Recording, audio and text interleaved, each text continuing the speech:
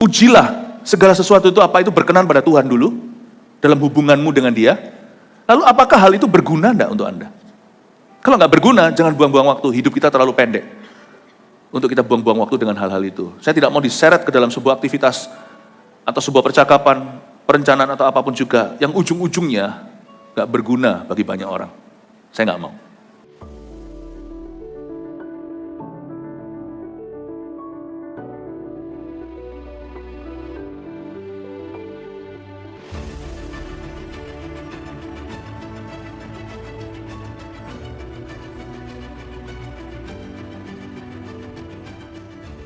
Terpujilah namamu Yesus. Kau satu-satunya yang dielukan, disanjung, diagungkan di tempat ini. Makasih karena Tuhan begitu baik, panjang sabar terhadap anak-anaknya. Kami semua yang seringkali bandel-bandel, bingung dengan kehidupan ini, tidak tahu kemana harus pergi. Tetapi Kau selalu menuntun kami. Gembala Agung tak pernah gagal untuk menunjukkan kasih. Thank you ya Tuhan. Berkati GMS Bali dan bahkan lewat streaming ini kemana-mana siapapun menyaksikannya. Urapan-Mu menjaga firman ini sampai pada kebutuhan umat-Mu. Makasih Tuhan, sembunyikan hamba-Mu di balik salib-Mu demi nama Yesus Kristus. Amin. Puji Tuhan, shalom. Haleluya. Sebelum duduk katakan welcome home.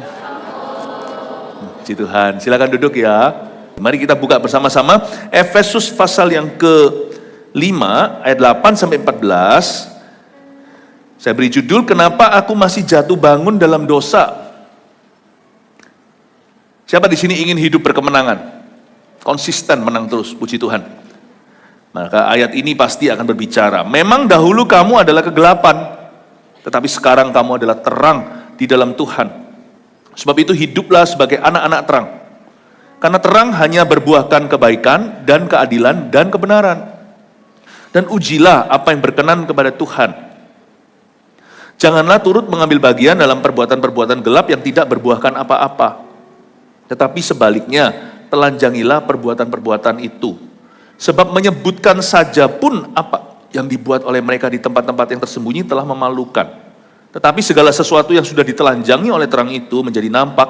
Sebab semua yang nampak adalah terang. Itulah sebabnya dikatakan, bangunlah, hai kamu yang tidur, dan bangkitlah dari antara orang-orang mati, dan Kristus akan bercahaya atas kamu.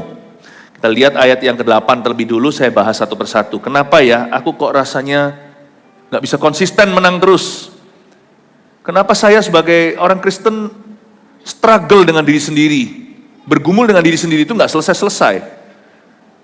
Aku pinginnya sih jadi orang yang penuh kasih, tetapi hatiku tuh ada kecenderungan untuk membenci. Aku maunya mudah mengampuni, tapi sulit sekali. Aduh, kenapa kebiasaan lama, kebiasaan buruk itu yang terus kulakukan, padahal aku sudah tobati. Maunya sih mengasihi keluarganya, tapi marah-marah atau emosi. Gampang tersulut sama anak sendiri. Kepingin sih untuk menunjukkan kasih hormat pada ayah ibu, tetapi ternyata kok gak biasa ya dalam culture kami, dalam tradisi keluarga ini. Gak biasa ngomong I love you, gimana, susah banget. Jangan jadi kaum yang frustrasi dengan diri sendiri. Mari saya ajak kita untuk melihat di area mana menjadi taman bermainnya setan. Kita harus keluar dari situ. Namanya area abu-abu. Kita lihat ayat yang ke-8. Memang dahulu kamu adalah kegelapan. Kalau kita mau jadi tolak ukur apakah kita berubah, jangan bandingkan dengan orang lain. Dibanding-bandingkan ya mesti kalah. Atau kalau jangan-jangan dibanding-bandingin kita merasa sombong, merasa hebat. Lah, kita petinju profesional lawan anak-anak TK. Beraninya sama orang yang lebih kecil, orang yang lebih lemah. Mau bandingkan sama orang yang lebih tinggi, kita takut nanti minder dan kalah.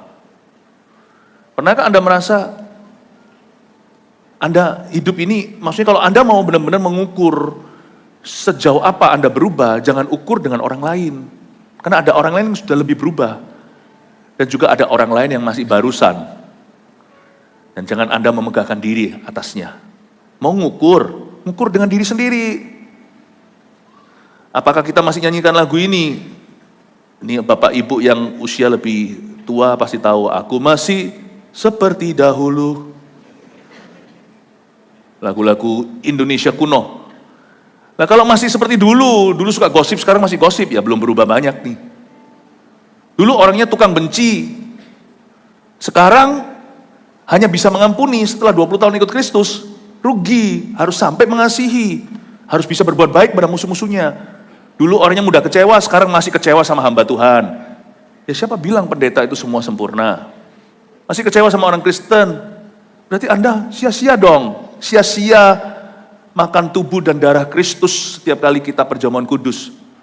Sia-sia, berarti Kalvari menebusmu tetapi kau tidak berubah seberapa.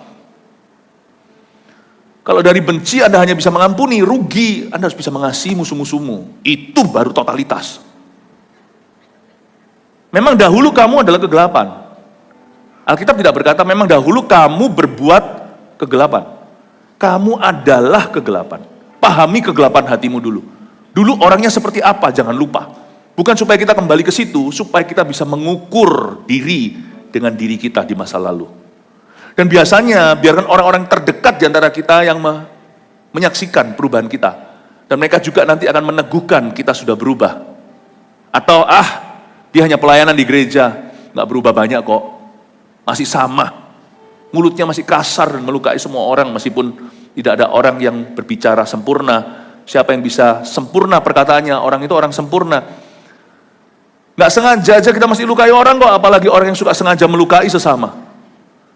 Jangan banggalah. Jangan banggalah dengan semua pencapaian imanmu. Kalau kita sendiri gak berubah. Memang dahulu kamu adalah kegelapan. Tetapi sekarang kamu adalah terang di dalam Tuhan. Gak ada yang namanya lawan kata gelap itu remang-remang. Tuhan kalau mengubah itu gelap jadi terang. Dan terangnya itu bukan buatnya yang rendah. Terangnya itu terang benderang. Hingga rembang tengah hari, di Mazmur dikatakan. Terang di situ itu adalah terang dunia. Kata terang di sini bukan terang lampu, terang dunia. Waduh, Pastor Philip ini yang membuat aku seringkali down. Kenapa? Aku tuh belum sampai situ. Gak apa-apa, mendingan orang aku belum sampai di sana daripada orang yang berkata, daripada orang yang munafik dan berkata, aku hebat segala, padahal dia gak pernah berubah. Kalau kita mau berubah sungguh-sungguh, kita nggak mau jatuh bangun dalam dosa, kita harus akui di mana kekurangan kita dan kita undang Roh Kudus di sana. Yang suka ngomel harus berhenti ngomel, minta power, minta kuasa dari Roh Allah. Orang yang suka kepahitan melulu sekarang menjadi orang yang mengentaskan orang dari kepahitan, bukan yang ikut-ikut dalam kepahitan orang lain. Memang dahulu kamu adalah kegelapan, tapi sekarang kamu adalah terang di dalam Tuhan. Sebab itu, hiduplah sebagai anak-anak terang. Kamu sekarang bukan berbuat terang, tapi kamu sekarang menjadi terang. Luar biasa ya. Paulus itu seorang pembunuh orang Kristen, tapi dia akhirnya mati sebagai martir bagi kekristenan. Tuhan kalau mengubah orang itu bukan 360 derajat, itu kembali lagi balik kucing. Tuhan kalau ubah orang bukan 45 derajat, 90 derajat, itu hanya berputar sebentar. Tuhan kalau mengubah orang itu 180 derajat. Orang lama di hidupnya nggak mengenali, kecuali wajahnya masih sama, kecuali kalau dia pergi ke Korea. Orang tidak mengenali lagi orang ini siapa. Tapi bukan mengeluh mereka, tapi mereka itu mengaguminya. Kok bisa? Awal mula mungkin mereka mencibir perubahannya. Nggak mungkin lah. Setelah sekian lama melihat konsisten perubahan itu, mereka mulai berkata, I think Tuhan itu nyata dalam hidup orang ini. Papa mamanya pun gak mengenali. Who is he? Suaminya gak mengenali. Ini istriku. Yang dulu hanyalah foya-foya. Hanyalah arisan kanan kiri. Sekarang CG. Dan mendoakan kami sekeluarga. Dan bahkan pekerjaanku diberkati. Aku curiga jangan-jangan karena istriku saleh. Takut akan Allah. Dan mendoakan saya. Mungkin istrinya yang bisa testify. Ini suami sampai rasan-rasan sama anak-anaknya. Mama sudah gak kenali papamu lagi. Bukan papanya jadi monster, tapi papanya berubah. Anak dan istri bangga lihat perubahan papanya. Dulu gak pernah pulang. Ada lagunya Aisang Iga Puhui Ciaduran. Ya, artinya mencintai seseorang yang gak pernah pulang ke rumah. Saya kemarin barusan companion di salah satu GMS di sebuah kota. Istrinya sampai bilang begini, tahun segini sampai tahun segini anak kami waktu usia sekian itu gak pernah kelihatan papanya. Baru deketin 2-3 tahun, karena 3 tahun ini papanya baru bertobat. Dan benar-benar sekarang udah tinggalkan semua. mau rokok, mau sigaret. Ditinggal sama dia semua, mau minum ditinggal semuanya. Dugemnya ditinggal. Segala sesuatu ditinggal. Dan sekarang dia menjadi seorang coach. Jadi seorang coach. CGL atau coach ya, salah satu. Dan istrinya itu bangga. Saya bisa cerita mungkin istrinya ngomongnya itu dengan mungkin sedikit-sedikit bercanda gitu, tapi saya bisa rasakan nada bangga. Tuhan telah mengembalikan suamiku sebagai anak Tuhan, sebagai anak terang. Dulu anakku aja nggak pernah kenal, nggak berani, nggak bisa dekat. Umur segini, papanya nggak pulang ke rumah. Tetapi sekarang ayahnya selalu hadir dalam keluarga ini. Sampai istri dan anaknya pun nggak mengenali siapa orang ini. Saking biasanya mereka hidup. Biasanya mereka hidup dalam situasi ini. Sekarang ketika berubah, mereka hampir-hampir nggak percaya. Kalau perlu cubit dirinya sendiri, mimpi kali aku. Nah itu baru namanya perubahan. Perubahan itu gak boleh pelan-pelan. Aku gak ngerokok, aku merokok, aku pelan-pelan ya. Dari satu pak sehari, dari setengah pak, gak ada gituan, buang. Gak ada namanya jalan tengah itu gak ada. Yesus gak pernah gini ya. Yesus naik ke kayu salib dulu, ya, mencurahkan darah dulu, lalu habis itu turun, nanti besok minggu depan disalib lagi. Sekali untuk selamanya, dia mati. Jumat Agung Kalvari, dia mati dan menebus dosa seluruh dunia dalam sehari.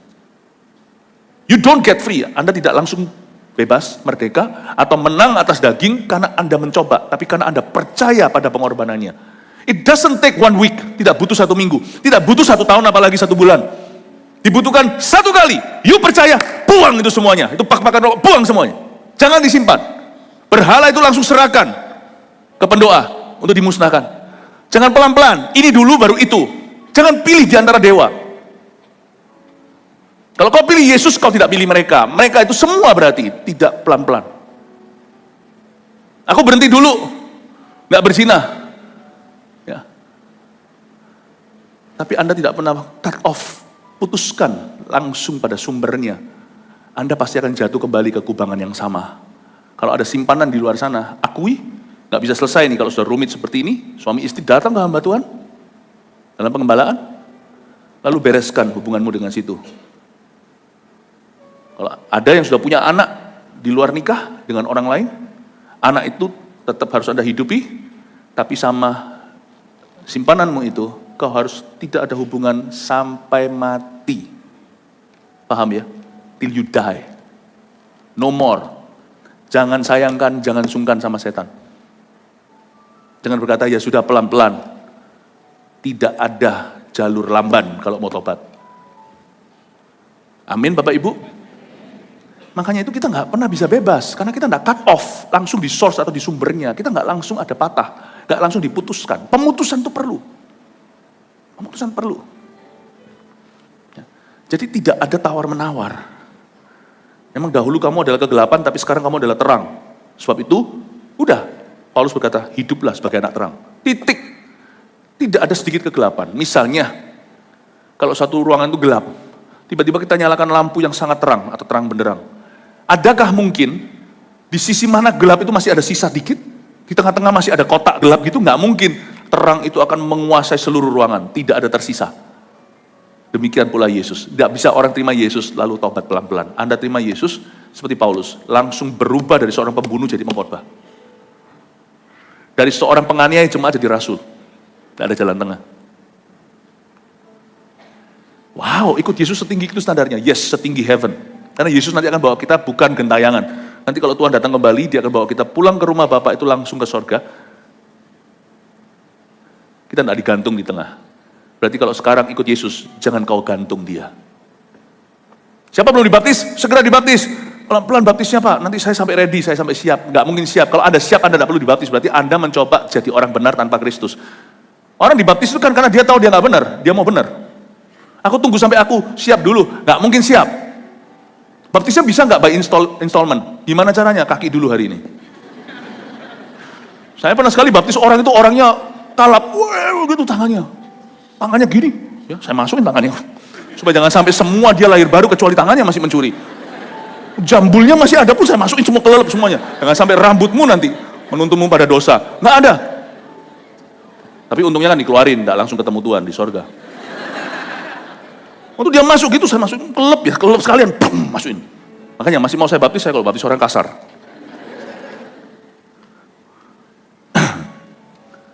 Jangan ada area abu-abu. Itu paradigma di sini. Berhenti sekarang sama berhenti besok itu sama kok. Berhenti banyak dengan berhenti sedikit itu sama.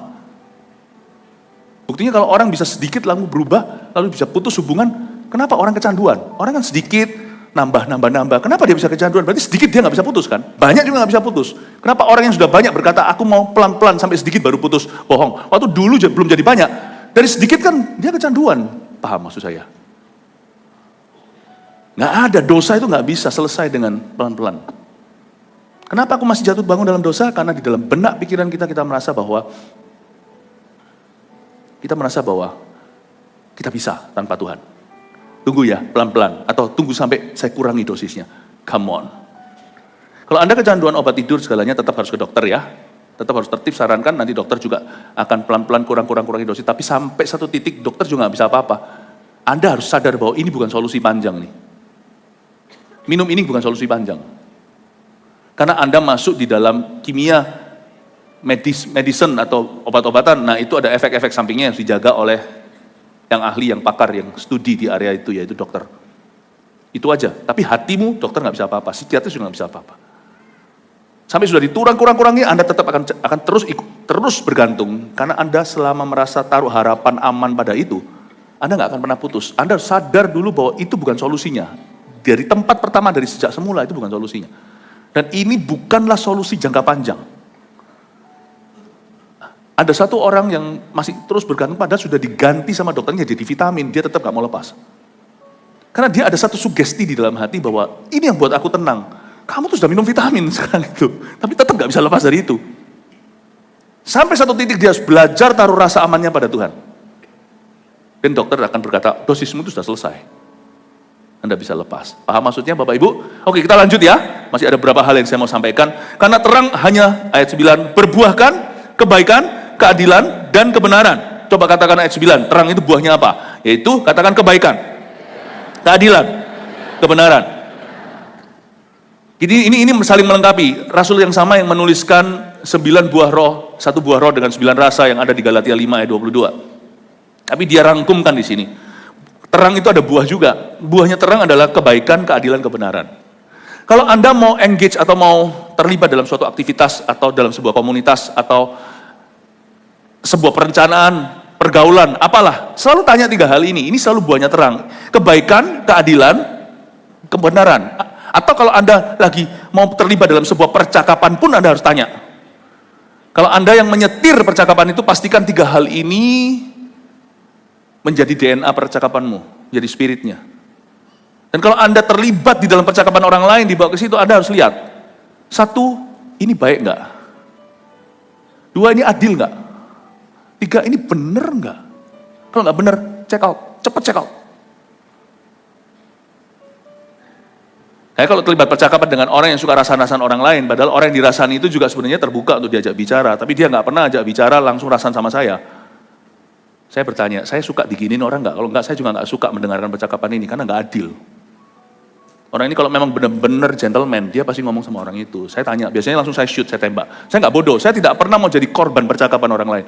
Karena saya, Tuhan tebus dari orang bodoh menjadi orang pandai. Itulah kuasa pengorbanan Kristus. Kenapa saya setelah ditebus Kristus, saya tetap jadi orang yang bodoh dan tumpul dan gelap mata. Jangan biarkan pengorbanan Yesus percuma. Kalau saya diajak ngomong sama satu orang, ini tentang orang lain, saya selalu akan tembak dia, tanya, kamu udah ngomong gak sama orang itu? Ya belum, percuma lah ngomong sama dia. Oh ya, percuma juga ngomong sama saya. Meskipun dia teman baik saya bilang, percuma ngomong sama saya. Saya gak mau ikut terseret dalam dosamu. Tolong ya, kamu ngomong dulu. Kalau perlu ajak aku. Tapi kalau enggak, ini gak adil ini. Anda harus tanya, baik gak? Benar gak ini? Buah terang, anak terang harus ngerti buahnya lah. Saya pergi barusan ke Batam setelah Super Conference. Siapa sini ikut Super Conference? Haleluya. Puji Tuhan. Nah, lalu minggu kedepannya saya pergi ke Batam. Di Batam saya pergi sama satu orang yang jago buah durian. Ya, itu tiada lain adalah gembala Batam sendiri, Pak Suwandi, ya, Pak Asun, itu jago durian. Kalau makan durian sama dia, udah pasti itu toko duriannya pasti usir cepat lambat dan berkata, soalnya dia selalu dapatkan durian yang bagus, sehingga jualannya nggak bisa, yang bagus dengan yang nggak bagus orang nggak bisa ngeliat perbedaannya. Tapi kok Asun ini cuma bisa lihat gini. Ini. Jago dia kalau buah ini. Dia praktisi, dia pemakan durian. Dia lahir mungkin, bukan minum susu tapi makan durian. Ya susunya susu rasa durian. Ini kalau kok Asun ini Pak Suwandi ini dia jago, dia paham. Nah kita orang-orang terang, anak-anak terang harus jago sama buah kita. Cium aja sudah tahu nih baik nggak, ini adil nggak, bener nggak, udah langsung tahu. Kita bukan fanatik. Saya sama istri suatu hari, ini long time ago, anak masih kecil. Kami kencan berdua. Kita selalu ada waktu tiap minggu itu pergi berdua. Supaya, ingat ya suami istri ya, sedikit pesan sponsor juga. Anda juga perlu waktu berdua. Nanti anak-anak kalau sudah dewasa, sarang Anda udah kosong, empty nest. Anda jangan jadi orang asing, Anda tetap harus jalin persahabatan. Nah, saya pergi nonton. Wah saya kan suka. Saya suka beberapa pada waktu itu masih sering-sering ke Taiwan nih. Waktu itu kan ada sering ke Taiwan. Terus saya juga suka action movie, superhero segalanya saya suka. Apalagi kalau ada orang Asianya. Apalagi waktu itu zaman itu saya sering ke Taiwan, meskipun saya tidak pernah ketemu sama artis yang ini, tapi dia punya teman-teman dia itu beberapa juga diselamatkan lewat kegerakan kami di Taiwan. Ya waktu itu juga ada FC, ada apa segalanya yang itu semuanya. Jadi banyak sekali artis siapa itu dimenangkan di dalam di gerakan revival di Taiwan, termasuk festival Kuasa Allah. Muncul ini Jecho atau siapa itu? Lantern itu, Green Lantern atau apa itu. Masuklah saya sama istri saya. Wah, saya ajak dia kencan. Pergi, kita nonton. Ya, kita nonton. Wah, beli yang itu loh, yang premier yang bisa kursinya bisa begitu. Wah, sedikit lebih mahal daripada yang reguler. Ya, jarang-jarang kita bisa pergi, sekali pergi yang mau menyenangkan istri. Kita sama-sama pergi nonton. Baru 5 menit mulai. Waduh, hati ini gelisah. Omong kotor melulu. Setiap omong kotor juga ada nama juru selamatku disebut-sebut, Jesus dan sebagainya. 5 menit, 10 menit saya mulai enek, saya mulai muak. Saya bukan sok suci atau fanatik, bukan, tapi bukan anti movie ya, enggak. Cuman aduh tahu gini saya baca dulu tuh reviewnya. Lihat lagi, ya ampun, misuh terus ngomong-ngomong sumpah serapah. Untungnya istri saya juga sama-sama anak terang. Makanya itu jangan jadi pasangan tidak sepadan. Nanti beda value, beda nilai. Kalau cuma nonton movie aja nggak apa-apa, tapi kalau membesarkan anak beda nilainya, berabe, celaka. Bisnis apa segalanya, pelayanan, kalau berbeda pikirannya. Anakku nyembah Yesus, enggak, tapi harus nyembah berhala, wah bisa tengkar. Sama-sama anak terang, jadi sama-sama merasa ini nggak baik, lebih tepatnya nggak benar ini. Toleh-tolehan lah kita saling melihat. Akhirnya kita sepakat, ayo keluar yuk. Baru 5-7 sampai 10 menit tontonan itu movie dimulai. Saya dan istri saya langsung berdiri dan pamit pergi. Lewati orang, permisi, kita keluar. Gak apa-apa, buang tiket. Enak juga sih daripada gelap-gelap gitu gak lihat satu sama lain. Ya, dikasih pasangan yang cakep kok tidak saling memandang. Lihat Jecho melulu ngapain. Akhirnya kita keluar, makan malam berdua. Akhirnya kita jalan-jalan di mall itu ngobrol-ngobrol. Saya baru ngerti ternyata waktu kita keluar, punya kita ini gerbongnya, banyak orang ikut keluar. Ternyata saya baru tahu itu banyak jemaat di situ. Mereka mungkin juga sudah diajari firman ya kan? Mereka tahu dan mereka peka, merasa nggak enak. Cuman mereka lihat Pastor Philip itu nggak apa-apa.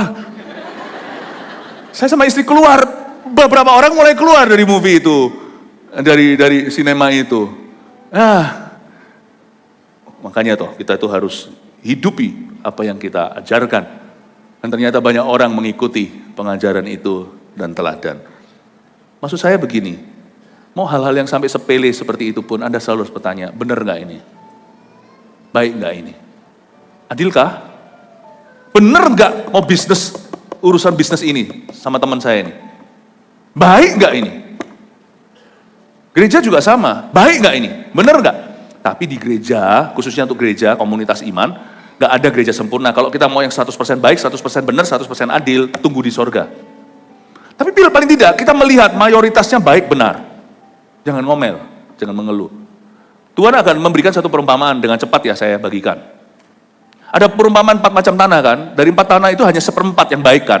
Ingat ya, tanah berbatu-batu, yang semak duri, yang di atas aspal, benih itu ditabur, diambil burung. Lalu ada tanah yang baik itu, tanah yang tipe keempat. Dan tipe keempat pun dibagi 3 ya. Dan tanah yang gembur, yang baik, yang subur itu akan menghasilkan 30, 60, 100 kali ganda. Oke? Mari kita lupakan yang 3 yang buruk tadi itu, yang aspal berbatu-batu dan tanah tipis. Yang semak belukar udah lupakan. Kita mulai pikirkan yang 100% yang baik itu. Yang baik pun ada 3 kadar, tidak semua 24 karat. Ada 30 kali lipat, ada 60, ada 100 kali lipat. Tetap ada 1/4 lagi, ya, daripada tanah yang baik tersebut, ada tipe keempat mungkin yang masih belum kali lipat. Masih fresh grass dari dunia, masih mentas dari kegelapan. Masih ada sisa-sisa sifat lama. Itulah orang-orang di dalam gereja. Kita melihat 30 kali ganda, 60 kali ganda, 100 kali ganda, ada orang-orang yang benar-benar jadi teladan. Tapi juga ada yang masih bergumul dengan dirinya sendiri. Kalau Anda berada dalam sebuah gereja, Anda kecentok dengan orang-orang yang masih belum sempurna. Saya juga belum sempurna, tetapi Anda kecentok dengan orang-orang yang benar-benar mengasah Anda. Mereka tidak jadi berkat, mereka lebih sering jadi tantangan buat dirimu. Karena orang itu selalu menantang aku untuk mengampuni dia. Menantang aku untuk mengasihi orang tertentu mudah, mengasihi orang itu sulit sekali, orang itu memang tidak mudah untuk kita kasih. Orang itu benar-benar menjengkelkan, tapi celakanya dia di dalam gereja. Lain cerita kalau 3/4 orang di dalam gereja itu semua menjengkelkan. Semuanya tanah berbatu-batu, semuanya tanah aspal, semua tanah semak belukar. Hanya 1/4 aja yang 34 kali ganda, dan you are in the wrong church probably. Tapi kalau di dalam gereja, 3/4 itu yang 30, 60, 100 kali ganda. 1/4 ada sekali-kali kita kecentok dengan siapa. Dan jadilah orang yang menyempurnakan gereja itu. Bukan jadi orang yang mudah quit, bukan jadi orang yang mudah keluar. Saya ngomong gini bukan hanya untuk gereja kita, tapi itu orang-orang di gereja lain. Jangan lari dari proses Tuhan. Stay there. You don't even have to move to GMS. Kalau kita masih membawa penyakit lama ke sini kemanapun sama saja. Satu titik kita akan diproses. Jadilah orang yang menyempurnakan. Paham maksud saya? Bisa nangkep gak ya? Bisa ngikuti my line of thinking gak? Garis pikiran saya. Karena garis pikiran saya ini, sekarang saya beritakan adalah garis pikiran Kristus. Paham ya Bapak Ibu ya? Nanti kalau kurang paham tanya sama orang sebelahnya. Pulang ke rumah nanti, pulang on the way setelah ini. Intinya adalah kalau Anda berada di sebuah gereja yang 3/4 orangnya penyakitan. Meskipun gereja bukan hanya rumah sakit. Gereja adalah rumah sehat, tetapi tetap ada orang sakit di dalamnya. Maka maybe Anda berada di komunitas yang salah. Tapi kalau Anda di dalam gereja yang paling sempurna pun nampaknya, tetapi masih ada 1/4 yang masih bergumul dengan dirinya, jangan jadi orang kepahitan. Jadilah orang yang menyempurnakan. Amin Bapak Ibu. Berarti Anda berada di gereja yang baik, gereja yang adil, gereja yang benar. Bertumbuhlah di sana. Amin. Lanjut ya. Ayat 10, dan ujilah apa yang berkenan kepada Tuhan. Gampang kok. Apapun yang kau putuskan, lakukan. Selalu mikirkan apakah ini berkenan pada Tuhan atau tidak. Selain berkenan pada Tuhan, itu kan kepada Tuhan. Anda harus mikir begini, apakah ini baik untuk saya? Sebab itu segala sesuatu dihalalkan, tapi enggak semua. Segala sesuatu diizinkan, tapi enggak semua. Segala sesuatu itu berguna. Jangan mentang-mentang berkata, mana ayatnya, mana ayatnya. Kadang-kadang kita enggak perlu tanya ayat. Kalau sesuatu yang masih ambigu, masih abu-abu benar atau salah, Anda bisa tanya tetanggamu. Anda bisa tanya pada dirimu sendiri, hal ini bergunakah? Ujilah segala sesuatu itu apa itu berkenan pada Tuhan dulu, dalam hubunganmu dengan dia. Lalu apakah hal itu berguna enggak untuk Anda? Kalau nggak berguna, jangan buang-buang waktu. Hidup kita terlalu pendek untuk kita buang-buang waktu dengan hal-hal itu. Saya tidak mau diseret ke dalam sebuah aktivitas atau sebuah percakapan, perencanaan atau apapun juga yang ujung-ujungnya nggak berguna bagi banyak orang. Saya nggak mau. Ujilah apa yang berkenan kepada Tuhan. Kalau kita bisa menguji segala sesuatu berkenan, apakah berkenan pada Tuhan, kita biasanya tidak akan terjebak oleh setan. Saya selalu mikir dalam segala situasi, saya selalu mikir sesuatu sebelum saya memutuskan apa-apa, itu saya mikirkan 5 jari saya. What would Jesus, enggak ya. Bukan, enggak usah 5 jari deh, lupa. Enggak sampai 5. What would Jesus do? Saya selalu mikir, dalam situasi ini, apa yang Tuhan Yesus akan lakukan? Kalau dia jadi saya. Tentunya konteksnya beda, zamannya pun beda. waktu Tuhan Yesus itu hadir sebagai manusia, dan sekarang di dunia modern. Kita menikah, yang sudah punya rumah tangga, Tuhan Yesus tidak. Situasinya beda. Dia juru selamat, dia ilahi, kita bukan, kita manusia. Dia pencipta seluruh dunia. Ada beda. Ya. Kalau kita diperhadapkan dengan suatu situasi, meskipun beda konteksnya, tetap kita bisa tanya. Dan itu kita akan mendapatkan hikmat. Meskipun pertanyaan kita itu nampaknya seperti kira-kira, tapi tetap akan ada hikmat setelah Anda bertanya. Dalam situasi ini, kira-kira Yesus akan lakukan apa? Untuk menguji apakah itu berkenan, Yesus akan lakukan apa? Misalnya kalau saya dibuat marah sama satu orang, rasanya mau balas, saya akan tanya, saya hentikan dulu, kira-kira Yesus akan lakukan apa? Yesus tetap akan menegakkan keadilan, tapi tidak akan menghalalkan semua cara. Oke, berarti saya harus lakukan itu. Saya tetap harus lihat solusinya apa? Apa yang baik saya lakukan, bukan berarti saya gampang dibully, tapi saya pastikan bahwa saya tidak masuk dalam situasi di mana orang lain bisa semena-mena. Saya akan mikir begini, dan saya pasti akan proteksi, melindungi interest saya yang mewakili banyak orang, bukan egois, mementingkan diri sendiri, tapi saya pasti akan memikirkan, what's good for me and for my family, tapi saya tidak boleh halalkan semua cara, gue giles dia, gue hajar dia, mau matiin dia, saya nggak boleh halalkan semua cara karena Yesus tidak begitu. Itu membuat kita jadi layer per layer seperti berlapis-lapis, ada kebijaksanaan yang tidak akan pernah kita alami dan kita pikirkan kalau kita nggak bertanya di depan, Tuhan akan bagaimana di situasi begini.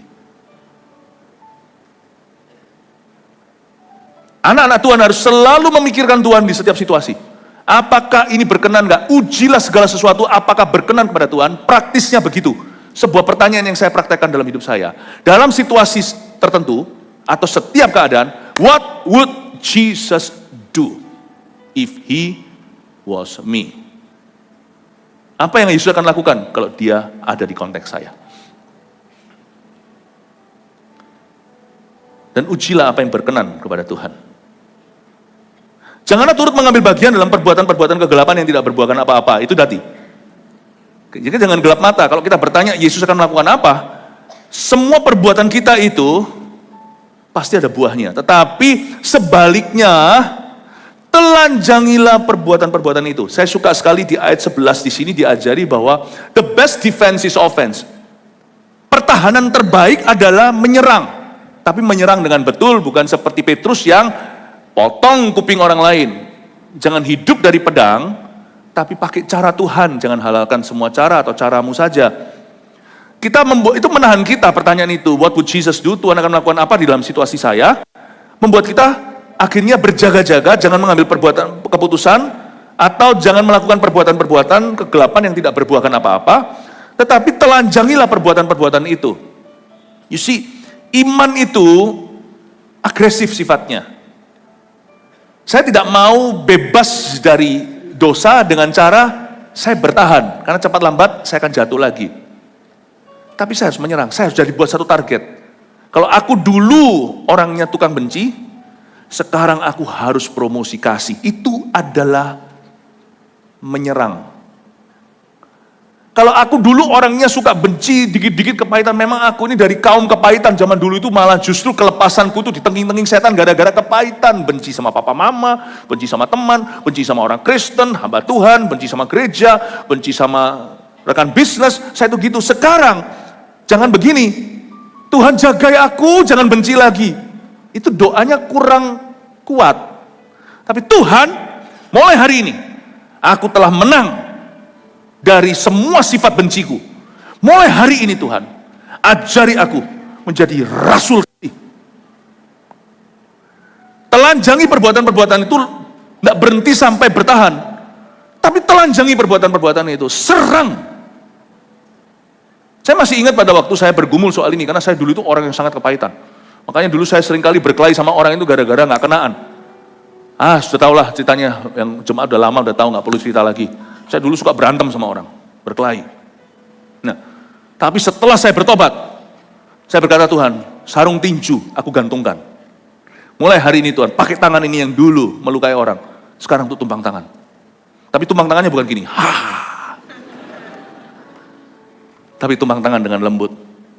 Tangan yang melukai jadikan tangan yang menyembuhkan. Saya langsung berdoa sama Tuhan, Tuhan aku mau tumbuh. Sampai gereja ini memberiku kesempatan untuk mendoakan orang. Aku akan ikuti. Saya jadikan itu angan-angan goal saya, goal jiwa saya jadikan sebagai cita-cita. Jadi saya bukan sarungkan sarung tinju, saya ganti dengan sarung tangan Tuhan. Saya nggak berhenti sampai bertahan. Ketika suatu hari terjadi suatu insiden di sebuah gereja, adik saya dipukul sama seorang hamba Tuhan. Di gereja itu. Saya tidak berhenti sampai mengampuni, saya datang ke orang itu, saya peluk. Sampai adik saya itu salah paham sama saya berapa tahun, kira kenapa kukunya baik begini, gak bela dia lagi. Saya peluk pendeta itu. Ini bukan di GMS, ini waktu saya masih ada di Kanada. Saya peluk dan saya berkata, aku tidak membencimu. Saya bilang, I love you, aku mengasihimu, because you're my brother in Christ. Itu sulit loh keluarnya itu. Kalau saya bertahan sampai di situ, Tuhan, aku lawan kepahitan, gak berhenti di sana, saya bawa kasih. Saya peluk dia, pas lagi rame itu, dilerai mereka berdua. Adik saya gampang, nanti kan ketemu di rumah. Saya datang ke musuhnya. Saya peluk dan saya berkata, aku gak benci kamu, bro. Aku juga mengasihimu karena kamu adalah saudaraku dalam Tuhan. Dia lihat saya, dia kaget. Karena orang ini yang doakan saya kelepasan. Dulu saya itu kelepasan sampai, karate-karate itu dia yang doain. Jadi dia tahu bahwa saya karateka. Dan waktu saya datang ke dia sudah takut, mati aku. Tuhan terimalah nyawaku. Tapi ternyata saya datang, saya peluk dia. Saya bilang, I love you. Dari jauh adik saya melihat. Saya lepaskan. Saya tahu saya mungkin bisa salah ngerti sama adik sendiri. Saya datang ke adik saya berkata, kita doakan dia, ampuni dia. Semua terkejut. Keluarga saya juga terkejut. Philip, dulu dibela aja, Tin, turun bawa stang, ayo. Tin, keluar saya. Apa? Saya bilang kalau saya cuma berhenti sampai bertahan, niscaya saya pasti akan kembali ke jalan lama. No, turn me around, menjadi makhluk kasih. Jadikan aku rasul kasih. Sulit, tapi harus bisa. Itu bukan kemauan keras, tapi Anda belajar untuk menurut sama Roh Kudus. Roh Kudus berkata, telanjangi perbuatan itu. Jangan berhenti sampai tidak melakukannya. Telanjang itu berarti jadi agen terang yang menelanjangi dalam diri orang lain. Amin Bapak Ibu Saudara. Siapa di sini pernah melarikan uang orang lain? Jangan hanya Anda kembalikan. Belajar dari Sakeus. Kembalikan 4 kali lipat. Sampai kita sendiri jera untuk tilep orang. Setiap kali kita ambil uang orang, balikin 4 kali lipat. Ayo, lain kali kan kapok-kapok sendiri. Sakeus. Dia gak berhenti sampai kembaliin. Dia menguntungkan orang lain. That's the way of the kingdom of God. Sebab menyebutkan saja apapun yang dibuat oleh mereka di tempat-tempat tersembunyi telah memalukan. Tetapi segala sesuatu yang sudah ditelanjangi oleh terang itu menjadi nampak. Sebab semua yang nampak adalah terang. Coba garis bawahi ya, semua yang nampak adalah terang. Caranya gimana? Kita bebas dari gaya hidup kita yang salah. Apa yang Anda sembunyikan, masih kau sembunyikan dari istrimu, suamimu, kepada siapa orang-orang yang berhak tahu. Dan kalau Anda dalam pemuritan pengembalaan, Anda tidak boleh sembunyikan dari gembala. Bukan berarti yang gembala itu kepo, selalu mau cari tahu, selalu mau tahu urusan orang lain. Kita ini jangan kengangguran. Hai hamba-hamba Tuhan, jangan kita taruh rasa aman kita pada orang-orang yang kita konselingi atau konseli kita. Ayolah, masa kamu tidak percaya? Jangan gitu. Ngapain kita nunut untuk dapat pengakuan atau dapatkan identitas kita? Nggak perlu. Saya lebih suka kalau Anda tidak cerita rahasiamu pada saya. Karena gara-gara saya menyimpan begitu banyak rahasia, rambut saya ubanan. Sungguhan kok. Lebih baik ubanan daripada sudah mulai ada danaunya di sini. Yang ketawa tadi ya. Iya, danaunya di depan kalau Pastor Samuel lain lagi dia. Danau Toba di sini ya. Jangan kita itu mau cari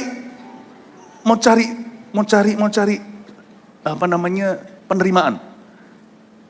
Mau nggak mau ya, kita itu harus jaga, nggak boleh bocor mulut sebagai hamba Tuhan. Tapi sebaliknya, kalau Anda dimuridkan, dari sisi mula punya tanggung jawab untuk transparan dengan orang yang memuridkanmu. Ya, justru orang yang memuridkan Anda itu kalau Anda kepo, justru Anda yang cari. Sebab apa yang kau simpan pada orang-orang yang berwenang dalam hidupmu, itu disitulah menjadi taman kanak-kanak setan. Sebab apa yang nampak adalah terang. Segala sesuatu diterangi, roh jahat pergi. Kalau Anda datang ngomong sama pasangan Anda apa yang dia berhak tahu, biasanya nanti Anda tidak akan merugi. Yang merugi adalah suami istri, padahal mereka itu teman perjanjian, sama-sama teman sewarisan, warisan kehidupan. Dan membuat rencana sendiri secara keuangan, istrinya nggak tahu, nanti waktu rugi istrinya baru tahu. Itu nggak fair kan? Mungkin kita sebagai suami berkata, istriku tahu apa, dia ibu rumah tangga. Salah, dia tahu hatimu, dia nggak perlu tahu bisnismu, dia tahu hatimu. Kalau kita membuat keputusan bersama, biasanya selalu akan diberkati. Biasanya selalu akan ada berkat.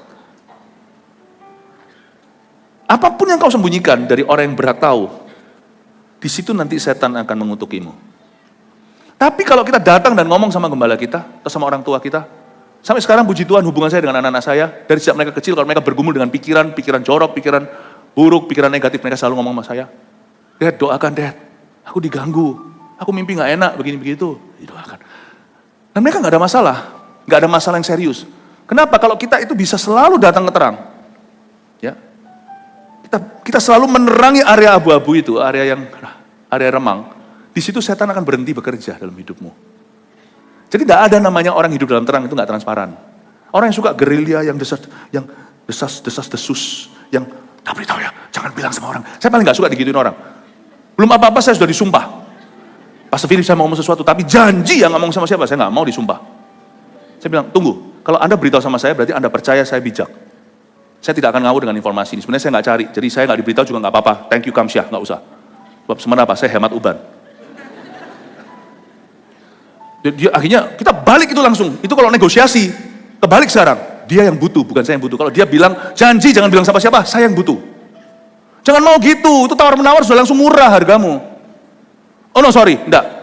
Kalau gitu, kalau Anda memang rasa saya enggak cukup bijak untuk tahu informasi ini, mendingan jangan. Kau selamatkan informasi itu, kau selamatkan saya juga.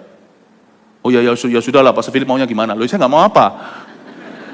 Anda mau cerita sama saya, boleh. Dengan satu catatan, saya berhak untuk mengelola ini, tapi dengan sepengetahuan Anda.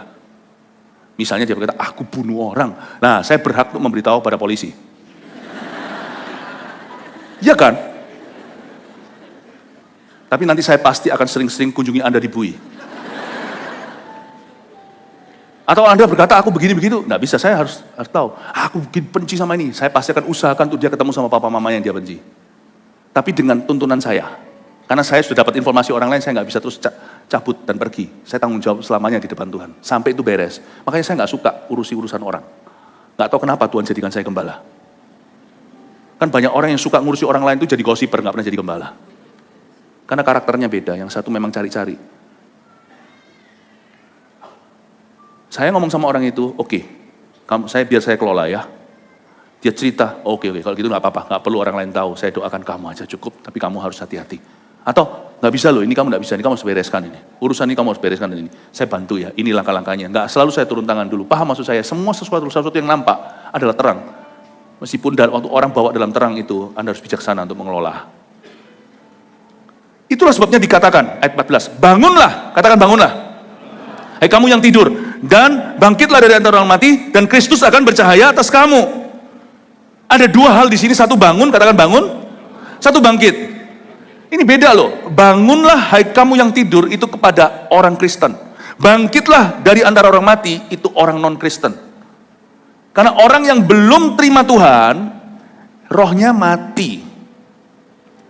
Makanya revival itu terjadi kalau orang-orang lahir kembali. Kalau orang terima Yesus, jiwa baru, ketemu Tuhan. Tetapi bangunlah itu awakening. Gak mungkin revival itu bisa terjadi sebelum gereja disadarkan dulu. Gak mungkin bisa kita itu penginjilan gimana kalau tidak terjadi awakening. Kemarin di super conference itu awakening, itu great awakening. Semua orang disadarkan, besar kecil tua muda, akan visi yang menjemput mereka. Atas amanat agung yang di depan, atas panggilan hidup mereka yang mulia.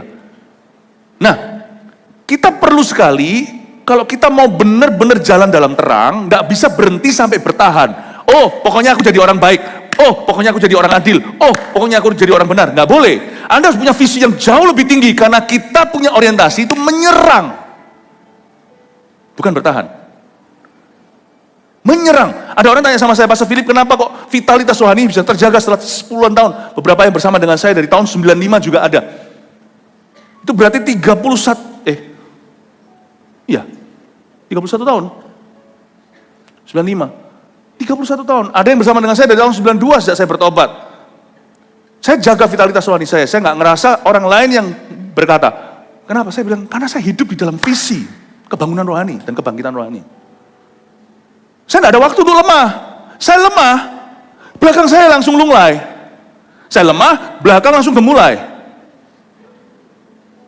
Saya nggak punya waktu untuk lemah. Kalau saya mikir diri sendiri, saya akan lemah sekali-kali. Tapi kalau saya mikirkan jauh lebih tinggi, di mana Kristus ada, duduk di sebelah kanan Allah, carilah perkara di atas, saya nggak bisa lemah. Kalau saya lemah, gimana dengan yang lainnya? Pak Sam, kita sudah kenal dari tahun 93. Ini adalah teman purbakala saya. Kita sesama dinosaurus di dalam kebangunan rohani. Saya harap saya menunjukkan hari ini bahwa saya tidak kurang vitalitas rohani saya. Bukan karena saya hebat, bukan karena kami hebat. Pak Sam juga saya lihat tidak pernah berkurang vitalitas rohani. Karena apa? Karena kita hidup dalam visi. Kita butuh visi kebangunan rohani, kebangkitan rohani. Itulah sebabnya orang berkata, kenapa sih gereja ini visi-visi terus? Coba kita lihat, tak visi terus. Bentar lagi semua muter-muter di padang gurun. Nggak usah tunggu berapa waktu lagi, 6 bulan lagi sudah muter-muter semua di padang gurun. Kalau kita hidup dari visi amanat agung seluruh ujung bumi, kita nggak akan pernah lemah. Lihat nanti 20 tahun Anda noleh ke belakang, aku masih sekuat dahulu. Aku masih seperti dahulu, bukan dosanya. Tapi kekuatannya, seperti Kaleb berkata, aku dulu umur 45. Waktu Musa berkata kepadaku, aku sekarang sekuat itu untuk bisa meruntuhkan musuh. Visi itu membuat kita jadi punya kekuatan supranatural. Bisa awet muda di situ. Amin Bapak Ibu Saudara. Sekarang saya jelaskan sedikit ya, kebangunan rohani itu bicara pelayanan kepada umat Tuhan. Jadi kita punya tanggung jawab bukan hanya kepada orang-orang non-Kristen, tapi kita tanggung jawabnya kepada saudara-saudara seiman. Banyak loh orang Kristen yang tidur, coba lihat ayatnya. Tetapi itulah sebabnya dikatakan, bangunlah hai kamu yang tidur. Coba bangunkan orang yang tidur di sebelah kanan kiri Anda. Bangunlah kamu yang tidur. Nah itu cocok, karena orang Kristen kerap kali tidur. Nah, pernahkah Anda lihat orang tidur bicara? Anak saya pertama Vanessa itu sleepwalking, usia tertentu. Saya sampai tanya sama dokter, apakah ini oke? Nggak apa-apa, dia nanti pada waktu dia sudah semakin dewasa itu hilang sendiri, beneran. Dia tuh pernah bangun, melek mata, mau buka pintu, katanya mau naik sepeda. Jangan dibanguni langsung kata orang, ya, tapi dibarengin terus, diatur lagi, kembali tidur, jangan dikagetin. Itu setiap malam sering sleepwalking. Ada juga yang sleep talking. Pastor Moro, ya saya buka orangnya nggak ada di sini. Itu sleep talking. Tidur sama-sama waktu zaman kita di misi dulu sama-sama waktu misi saya tidur sekamar dengan dia. Wah, kancingku ada berapa? Yo gitu sendiri kamu malam-malam bangun kancingku ada berapa? Oh, kamu pakai kaos dan kolor kok. Itu sendiri, gitu Pak Sam. Kancingku ada berapa? Kok suruh saya yang hitung? Sleep talking, ada yang sleep thinking. Makanya kita mimpi kan. Siapa bilang orang tidur itu mati? Orang tidur itu hanya semi fungsi. Dia mimpi kan. Apa yang dia alami sepanjang hari atau apa jadi traumanya. Bukan mimpi dari Tuhan, dia mimpi, thinking, dia mikir. Pernah sekali ada satu orang dia tidur sebelahnya tembok, tuh sakit karena dia mimpi main bola Piala Dunia tuh. Dia mikir, dia mimpi karena dia memang atlet. Tapi besok atlet benjut. Jadi ternyata orang tidur juga bisa mikir, beraja jalan, bisa ngomong ya. Bisa interaksi sama orang. Mau naik sepeda, besok aja ya Vanessa naik sepedanya. Bisa diajak bicara dulu ya. Karena dia sekarang sudah menikah, kalau sampai dia, sekarang udah gak pernah kalau sampai dia sleepwalking, nah itu nanti suaminya yang harus ngajak dia bicara. Sayangku kembali tempat. Jadi ini yang tidak bisa dibedakan oleh orang-orang mati rohani, itu orang-orang non-Kristen. Makanya banyak yang tersandung sama orang Kristen. Kita yang Kristen lahir baru, yang penuh Roh Kudus, manusia rohani menilai sesuatu, kita tahu. Ini Kristen gak beres, tapi di luar, orang-orang yang mati rohani lebih bahaya. Orang mati gak bisa menilai orang pingsan. Mereka kira Kristen itu begini, begitu, padahal kita tahu mereka gak beres. Kristen tidur, bangunlah hai kamu yang tidur, tapi dia secara rohani nih, bertindak seolah-olah Kristen normal. Padahal ngomongnya ngaco, mikirnya ngaco, ya kan? Jalannya juga kacau balau, sleepwalking. Kita Kita semua tahu itu Kristen masih sakit. Dia pasti perlu mengalami awakening. Tuhan perlu shaking dia, perlu goncang dia. Sampai titik di mana dia berserah penuh. Tapi orang-orang mati rohani melihat Kristen kok begitu. Bahkan kita juga tahu. Kita juga bisa membedakan bukan hanya Kristennya. Tapi kita juga bisa membedakan antara penginjil yang beneran dan penginjil atau pendeta yang enggak benar. Yang enggak terus sungguh-sungguh terpanggil di dalam pelayanan. Kita tahu. Ada ayatnya. Tuhan memuji satu gereja dengan 7 gereja yang diwahyukan di Pulau Patmos. Tuhan berkata, kamu bisa menguji mana rasul beneran, mana rasul yang enggak benar. False apostles. Lucunya di dunia ini bisa maling, teriak maling. Tapi kita yang punya Roh Kudus, kita tahu mana betul, mana enggak, itu kita tahu. Mana yang terpanggil dalam pelayanan sungguh-sungguh karena berjumpa dengan Tuhan, mana yang karena ikut-ikutan. Demi sukses duniawi yang mau dicapai in the name of ministry dalam nama pelayanan. Kita semua tahu. Itu semua Kristen sleepwalking. Dan kita punya tanggung jawab. Kita jangan jadi bagian dari problema tapi solusi. Hadirnya aku dalam gereja, dalam pelayanan, di dalam kerajaan Tuhan, dalam keluarga Allah. Aku harus menjadi orang yang menyadarkan orang yang tidur. Bangunlah. Kristus bercahaya atasmu. Terus masih ada tugas lagi, kebangkitan. Belum lagi orang-orang yang mati rohani itu yang perlu mendengarkan Injil. Amin Bapak Ibu? Selesai. Saya kasih 3 poin ini sebagai rangkuman untuk Anda. Anda bisa mencerna semua yang saya bagikan ini enggak? Ikuti ya, saya dengar karena orang-orang Bali itu semuanya pintar-pintar, luar biasa. Kenapa aku masih jatuh bangun dalam dosa? Nomor 1. Jujurlah tentang area gelap dalam hidupmu. Jujur. Oh, dimunculin 3-3, ya sudah, nggak ada rahasia antara kita. Oke, jujur tentang area gelap dalam hidupmu, oke? Lalu habis itu Anda terangi. Salah satu cara meneranginya adalah carilah lingkungan yang membantumu untuk bertumbuh. Itu adalah anak-anak terang, lingkungan anak-anak terang. Sekali lagi ya, lingkungan anak terang itu ada seperempat, ada 4 tanah pun macam-macam tanah orang ya. Dan yang tanah yang baik itu gereja, 30-60 1 kali ganda. Itu pun masih ada 1/4 orang yang bermasalah. Semoga orang di sebelah kanan kiri Anda bukan orang yang bermasalah itu. Kalau iya, bertobatlah. Dan kalau iya, berarti Anda yang ada di sebelahnya yang menuntun dia. Bangunkan orang itu dari tidurnya. 3, fokuslah pada kebangunan dan kebangkitan rohani. Sekarang bisa ngerti ya, bedanya kebangunan rohani dan kebangkitan rohani. Mengerti kan sekarang? Ternyata beda ya. Bangun! Krip! Apa kok prit? Itu parkir apa? Kalau alarm gimana bunyinya? Saya dulu punya alarm itu menjengkelkan waktu saya sekolah di Singapura. Ohayo, ohayo, ohayo, ohayo, tor. Saya cari itu alarm, saya pentung dia. Tapi besok saya beli alarm baru karena saya marah sama ohayo. Bangun itu adalah kepada anak-anak Tuhan yang bermasalah. Atau lebih tepatnya kita semua punya masalah kok, lebih tepatnya orang-orang yang jadi masalah. Berhenti blaming other people, nyalain orang lain. Fokuslah pada kebangkitan rohani juga. Dunia ini masih banyak. Makanya kita merintis gereja di mana-mana, karena yang kita targetkan bukan kebangunan rohani saja, tapi kebangkitan orang mati, kebangkitan rohani. Mari Bali menjadi bagian itu. Mari kita semua bangkit berdiri, haleluya, berikan tepuk tangan untuk Tuhan. Praise the Lord, sekali lagi berikan tepuk tangan untuk Tuhan Yesus.